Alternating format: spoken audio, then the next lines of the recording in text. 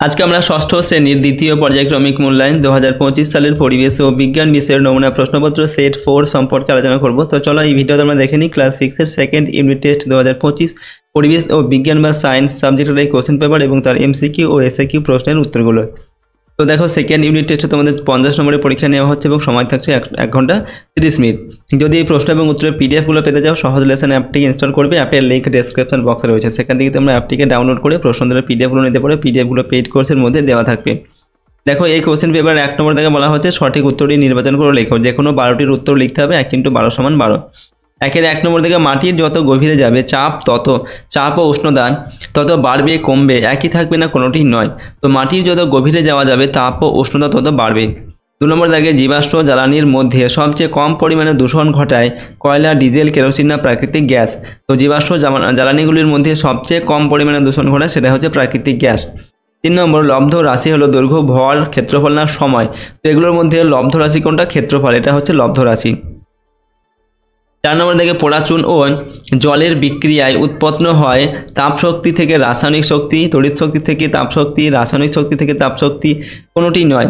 তো পোড়া চুন ও জলের যদি রাসায়নিক বিক্রিয়া করা হয় সেখানে কি উৎপন্ন হবে? রাসায়নিক শক্তি থেকে তাপশক্তি উৎপন্ন হবে। 5 নম্বর থেকে এসআইতে চাপের একক হলো নিউটন, দৈর্ঘ্য পাস্কাল না ক্ষেত্রফল। তো এসআই পদ্ধতিতে চাপের একক হচ্ছে পাস্কাল। এরপর 6 নম্বর থেকে রক্তের পাম্পিং স্টেশন হলো হৃৎপিণ্ড, রক্তবাহ, অলিন্দ না নিলয়। তো রক্তের পাম্পিং স্টেশন বলা হয় অলিন্দকে। এরপর হচ্ছে 7 নম্বর থেকে জীবাশ্ম জ্বালানি নয় শুকনো কাঠ, প্রাকৃতিক গ্যাস, কয়লা না পেট্রোলিয়াম। তো জীবাশ্ম জ্বালানি নয়, সেটা হচ্ছে শুকনো কাঠ। 8 নম্বর থেকে আন্তর্জাতিকভাবে স্বীকৃতি পদ্ধতি হলো এফপিএস পদ্ধতি, এমকেএস পদ্ধতি, সিজিএস পদ্ধতি না এসআই পদ্ধতি। তো আন্তর্জাতিকভাবে স্বীকৃত পদ্ধতি হচ্ছে এসআই পদ্ধতি। এরপর 9 থেকে বৈদ্যুতিক পাখা সুইচ অন করা হলে বৈদ্যুতিক শক্তি কোন শক্তিতে রূপান্তরিত হয়? যান্ত্রিক শক্তি, তাপ শক্তি, শব্দ শক্তি না আলোক শক্তি। তো বৈদ্যুতিক পাখার সুইচ যদি অন করা হয় তাহলে বৈদ্যুতিক শক্তি কোন শক্তিতে রূপান্তরিত হবে? সেখানে বৈদ্যুতিক শক্তিটা যান্ত্রিক শক্তিতে রূপান্তরিত হবে। এরপর হচ্ছে 10 দাগে চাপ সমান বল বাই ক্ষেত্রফল সূত্রটি থেকে পেরেকের ক্ষেত্রে চাপ বাড়াবার যে নীতি কাজে লাগানো হয়েছে তাতে ক্ষেত্রফল বাড়ানো হয়েছে, ক্ষেত্রফল ও বল দুটিকেই বাড়ানো হয়েছে, ক্ষেত্রফল কমানো হয়েছে না বলকে কমানো হয়েছে। এখানে পেরেকের ক্ষেত্রফল কি করা হয়েছে? ক্ষেত্রফল কমানো হয়েছে, পেরেকের মাথাটা কি হয়? সরু করা হয়, তা সেখানে কি হয়েছে? ক্ষেত্রফল কমে গেছে।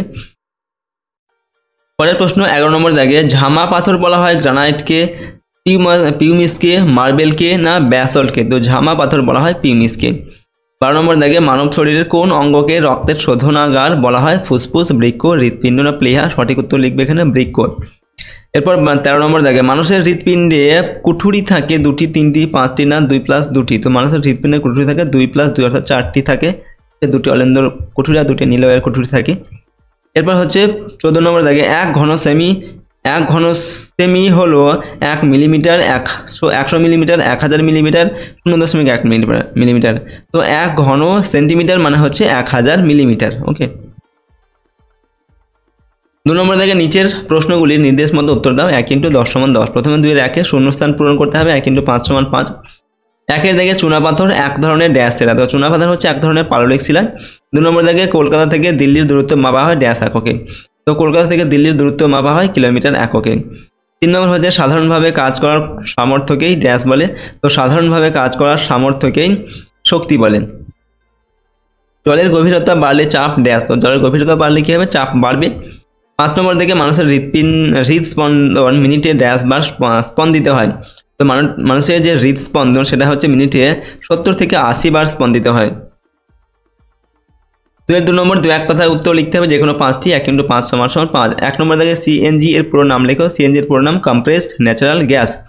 2 নম্বর হচ্ছে 5390 ঘনসেমি সমান কত লিটার। তো 5300 ঘনসেমি সমান কত লিটার? উত্তর হবে এখানে 5.39 লিটার। ওকে। অর্থাৎ এখানে এটাকে কি করতে হবে? 1000 দিয়ে ভাগ করতে হবে। ওকে।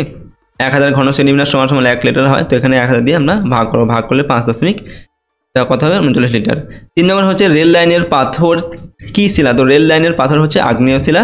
4 নম্বর কোন প্রাণী খাদ্য শৃঙ্খলে উৎপাদক ছাড়া আর সব স্তরেই থাকতে পারে?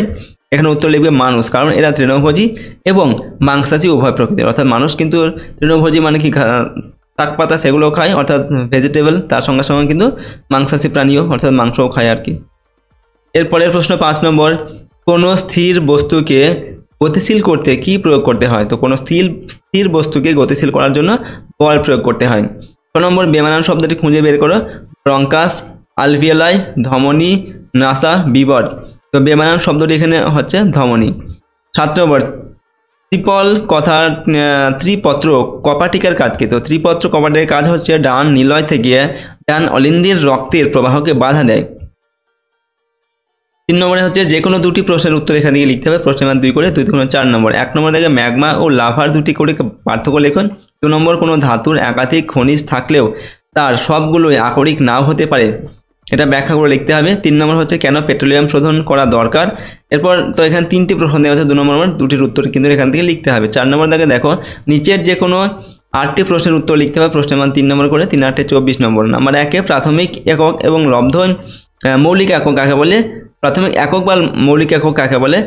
দুটি উদাহরণ দাও। 2 নম্বর, অনবীকরণযোগ্য শক্তি ও নবীকরণযোগ্য শক্তির মধ্যে 3টি পার্থক্য লেখন।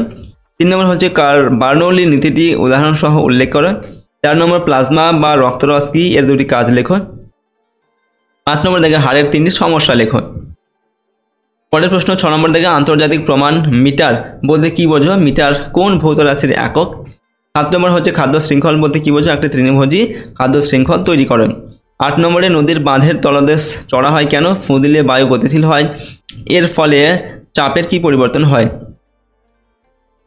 এরপর হচ্ছে 9 নম্বরে দুটি জাহাজ পাশাপাশি চলার সময় একে অপরের দিকে সরে আসার চেষ্টা করে কেন? এরপর হচ্ছে মানব শরীরে হৃৎপিণ্ডের অবস্থান কোথায়? আমাদের দেহে রোগ প্রতিরোধের জন্য কি কি খাবার খাওয়া দরকার? 11 নম্বরে হচ্ছে আমাদের দেহে রক্ত সংবহনের পথ শব্দচিত্রের মাধ্যমে দেখান। এখানে 11টি প্রশ্ন দেওয়া আছে, 3 নম্বর মানের যে কোনো 8টির উত্তর করতে হবে। ওকে, তো আজকে আমরা তোমাদের এই ভিডিওতে ক্লাস 6-এর সেকেন্ড ইউনিট টেস্ট 2025 পরিবেশ ও বিজ্ঞান বা সায়েন্স সাবজেক্টের একটি কোশ্চেন পেপার সম্পর্কে আলোচনা করলাম। এখানে আমরা এমসিকিউ আর এসএকিউ প্রশ্নের উত্তরগুলো সম্পর্কে আলোচনা করেছি, যেগুলো তোমাদের 2 নম্বর এবং 3 নম্বর মানের প্রশ্ন রয়েছে, তার উত্তরগুলো অবশ্যই তোমরা কিন্তু প্র্যাকটিস করে নেবে। আর এর আগে কিন্তু আমরা আরও 3টি সেট তোমাদের দিয়েছি, সম্পূর্ণ উত্তর করে দেওয়া হয়েছে সেখানে। তো সেই 3টি সেট অবশ্যই তোমরা খুব ভালোভাবে প্র্যাকটিস করবে, তাহলে কিন্তু তোমরা প্রশ্নের পরীক্ষাতে কিন্তু সমস্ত প্রশ্ন আশা করছি কমন পাবে। ওকে, আর এর সঙ্গে যে 4 নম্বর যে সেটটা আজকে আমরা আলোচনা করলাম তার প্রশ্নোত্তরগুলো তোমরা কিন্তু প্র্যাকটিস করে নেবে। যদি এই প্রশ্নোত্তরের পিডিএফগুলো পেতে যাও, সহজ লেসন অ্যাপটি ইনস্টল করবে, অ্যাপের লিঙ্ক ডেসক্রিপশন বক্সে রয়েছে, সেখান থেকে তোমরা অ্যাপটিকে ডাউনলোড করে প্রশ্নোত্তরের পিডিএফগুলো নিতে পারো। পিডিএফগুলো কিন্তু পেইড কোর্সের মধ্যে দেওয়া থাকবে, সেখান থেকে তোমরা কিন্তু পিডিএফগুলোকে ডাউনলোড করতে পারবে। আর যদি আমাদের এই চ্যানেলে তোমরা নতুন হও, চ্যানেলটিকে অবশ্যই করে সাবস্ক্রাইব করবে এবং ভিডিওটিতে লাইক করবে, ভিডিওটিকে বন্ধু বান্ধবের সঙ্গে শেয়ার করবে।